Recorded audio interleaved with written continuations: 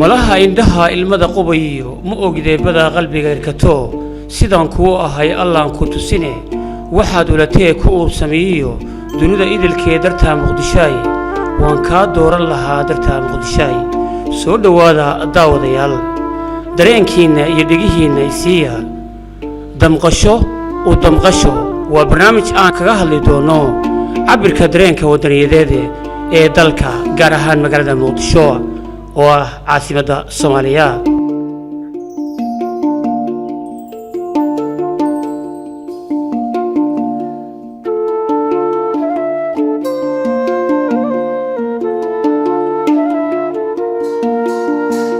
مدن محمد عبد الله فرماجو وحهلي بقول سديتني أفر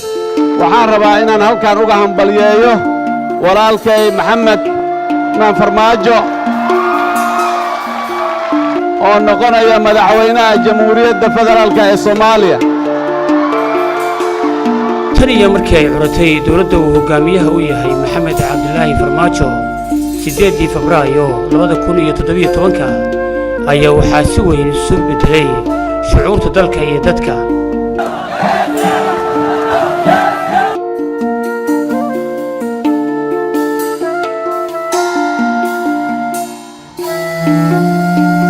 waxaana uu durbadiiba farmaajo soo magacaabay ra'iisul wasaare xasan cali khayre oo ku caan baxay halku dhigiyo iyo haladayg taasina waxay sii doonisay hogaamintii dawladda ee halku dhigeedu ahaa danta iyo dalka waajibaadka uu siinayo dastuurka inaan soo magacaabo ra'iisul wasaare markii aan arkay dalka inuu u baahan yahay si degdeg ah inaan ugu helno xukuumad kadib markii muddo dheer doorashooyin lagu jiray waxaa ii caddaatay inaan magacaabo xasan cali khayre inuu dalka ka noqdo ra'iisul mudane madaxweyne maxamed cabdullaahi maxamed farmaajo marka hore waxaan kaaga mahad celinayaa sida sharafta leh oo aad iigu magacawday xilka ra'iisul wasaaraha jamhuuriyadda Soomaaliya waan ka aqbalay dalkan dibka waxaa looga saari karaa keliya in lagu dadaalo ubadkiisa haddii aadan su'aalo adag isweydiinin haddii aadan dhihinina xuquuq baan rabnaa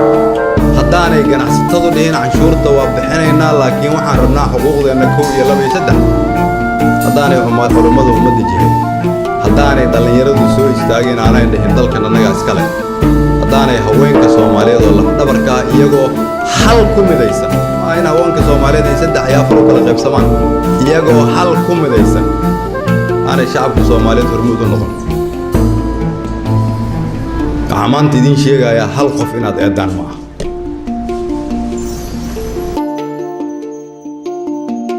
ummadda Soomaaliyeed waxaan rabaa markii mustaqbalka la yiraahdo muxuu xasan khayre ku soo kordhiyay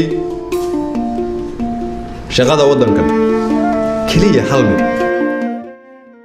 in la yiraahdo shacabka Soomaaliyeed ayuu soo hor istaagay runtuuna u sheegay madaxweyne farmaajo ayaa isla waqti aan dheerayn soo magacaabay gudoomiyaha gobolka Banaadir ahna duqa caasimadda Muqdisho Taabid Cabdi Maxamed oo ah isna nin ku caan baxay halku dhigiyo iyo halabuuro jecel inuu talada la wadaago bulshada uu mas'uul ka yahay tani markii la ii magacaabay xilkan waxa ay soo gaarayay fariimo hambalyeyn taageero dhiirigelin talooyin wax ku ool ah oo runtii muujinayay horumarka lala jecel yahay caasimadda Soomaaliya ee Muqdisho oo asaaskeedu saxda u yahay xaq soorid muqdishaawi waa kelimad eray bixinta qaamuuska bulshada Soomaaliga afka Soomaaliga ku soo kordhay hal abuure ayaa la oran karaa halka uu tala wadaag leeyahay qaybaha bulshada sida hal abuurayaal badan oo sidaas oo kale ku darsaday talada dhalinta gobolka Banaadir ku dhaqan Muqdisho taasina waxay si weyn u bedeshay dareenka dadka intiisa badan ku dhaqan Muqdisho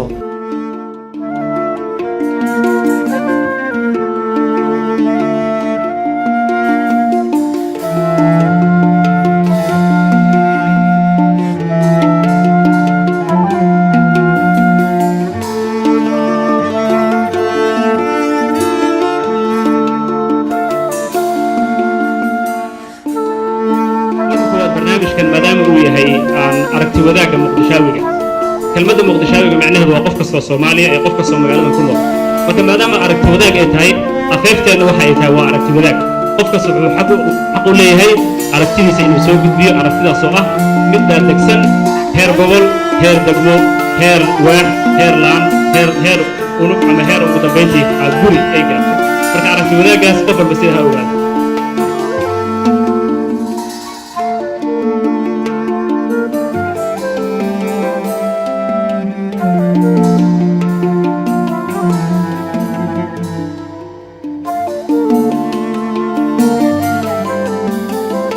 su'aalahaas ugu dambeyntii laga sameyn doono daraasad cilmiyeed oo aan kulligeena wadaagno kaliya maaha maanta inay inta halkan ku ekaan doonaan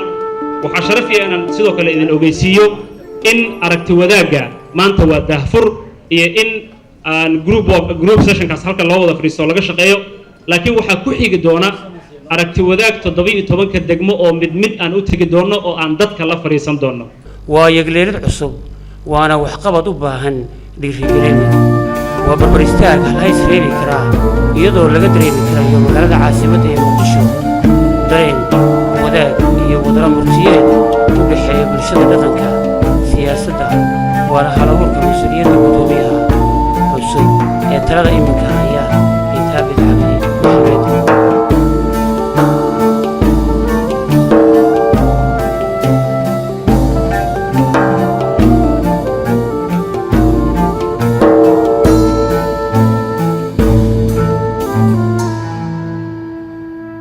waa kuwan qaar ka mid ah dadka reer muqdisho oo ka hadlay aragtidooda ku aadan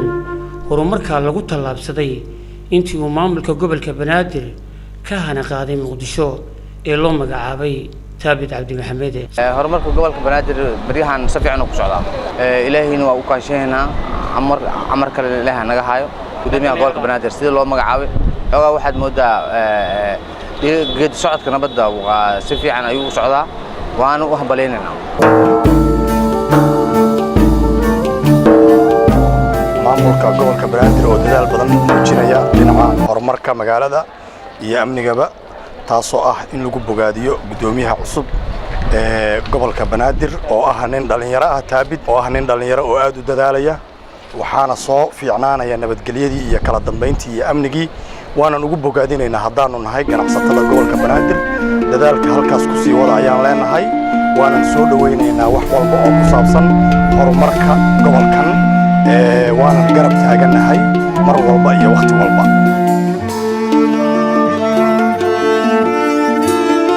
si kastaba yarintu ahaataba dal walba waxaa hormariya daawade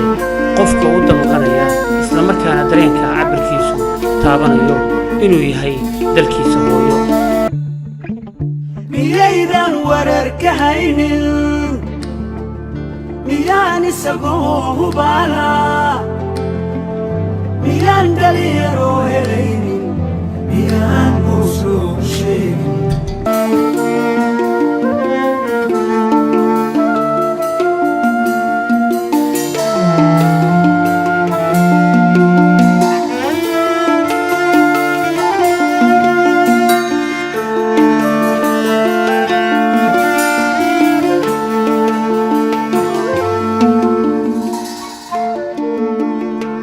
idinka marka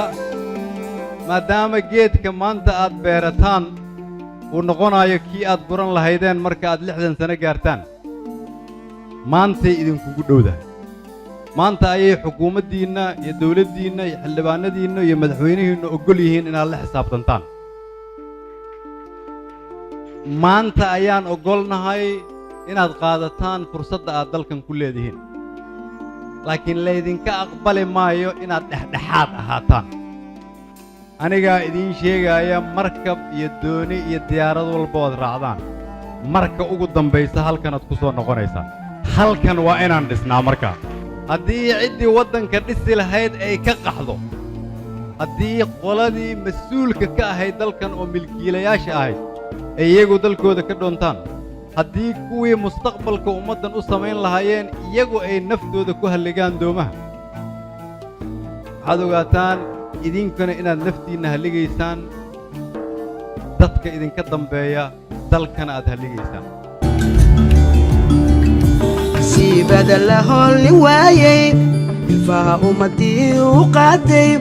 dhibtaay kiciisayuunka mid weeyaan sii huraysaa miyaydan warar ka haynin miyaan isagoo hubaala miyaan dhalinyaroo helaynin miyaan hoos loogu sheegin miyaydan warar ka haynin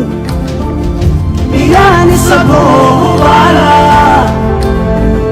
miyaan dhalinyaroo helaynin miyaan hoos loogu sheegin taasina waxay ku tusaysaa dalkaaga hooyo inuu yahay lama huraan daawadayaasha qiimaha iyo qadarinta mudanow waxaan intaa ku soo afmarnaa barnaamijkeennii aan ugu magac darnay damqasho ama u damqasho